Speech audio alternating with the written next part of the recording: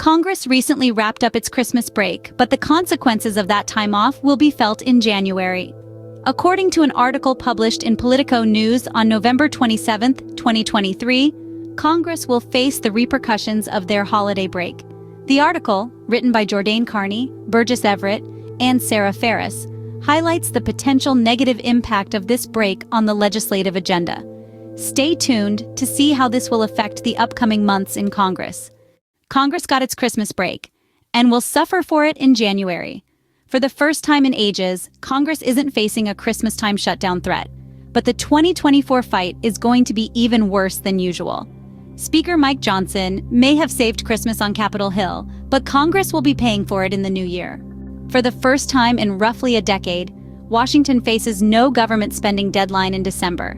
That's thanks to Johnson, who prevented a shutdown with a gambit designed to spare his party the type of legislative grab bag that conservatives often deride as a Christmas tree. The House and Senate are far from off the hook. Johnson has promised he won't put another clean funding bill on the floor, increasing the chances of a shutdown after the next spending deadlines on January 19th and February 2nd. The House GOP is so bitterly divided that some lawmakers worry they'll engage in the same last-minute self-sabotage that plagued them this fall. Spending is only one headache that Congress faces in the coming months. Johnson and Senate Majority Leader Chuck Schumer will duel over a half-dozen other major priorities, including Israel and Ukraine aid, reauthorization of foreign surveillance powers, border security, and stalled military promotions. Congress already punted on spending twice this year. Many lawmakers see no reason it'll be any different in January. If you can't do it by September, then you can't do it by the middle of November, and you can't do it by December.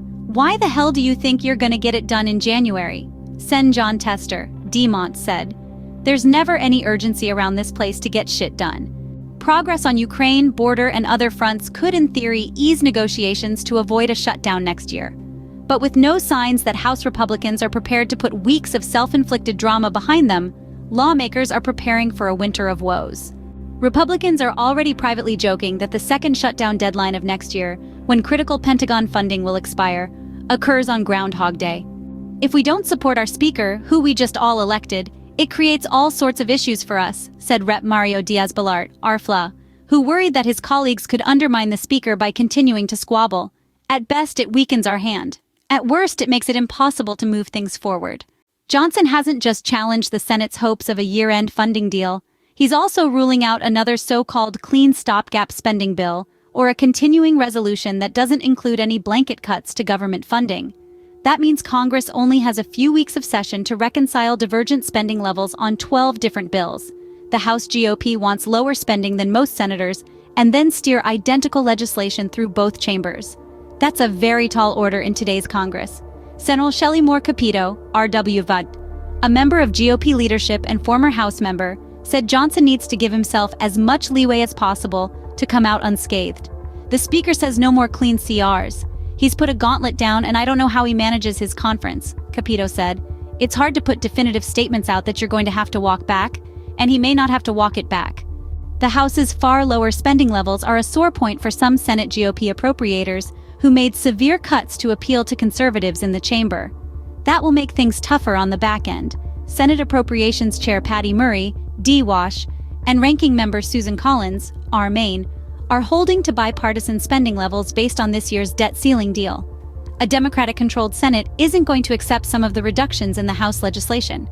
And without a cross-capital agreement on top lines, the overall amount of spending, the House and Senate can't even negotiate the less controversial areas, like money for veterans and military construction.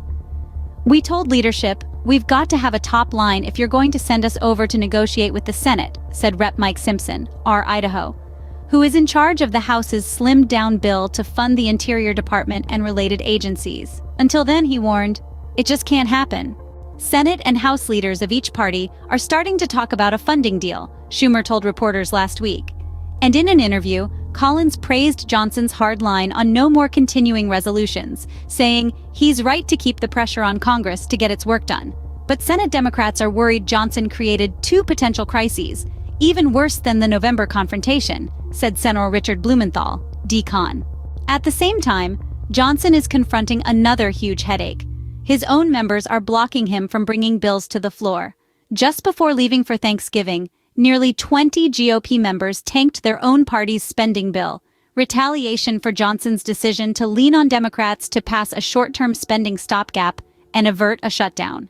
Conservatives derided the GOP's partisan spending bill, which funded the Department of Justice and FBI, as weak. Even some centrist-leaning New Yorkers opposed the bill, arguing that the House shouldn't waste its time on legislation that can't pass. Meanwhile, the hardline Freedom Caucus and its allies are showing few signs of easing up on Johnson. Their red line: Johnson must show a larger plan for how he will cut spending and deliver on conservative policy wins, or they are done helping pass funding bills. Johnson is trying to reassure conservatives, both in private meetings and on the House floor, telling them he's got a plan to actually cut spending and put the burden on the Senate, according to Freedom Caucus member Reverend Ralph Norman. Still, Johnson could get squeezed by both sides of the spending fight simultaneously. His conservatives will demand steep cuts and policy wins, which Schumer and the White House are certain to reject. Some Republicans worry that dynamic will doom the House GOP's priorities all the way through a major deadline on February 2nd, or perhaps even longer, with internal conference politics getting even tougher as election season inches closer.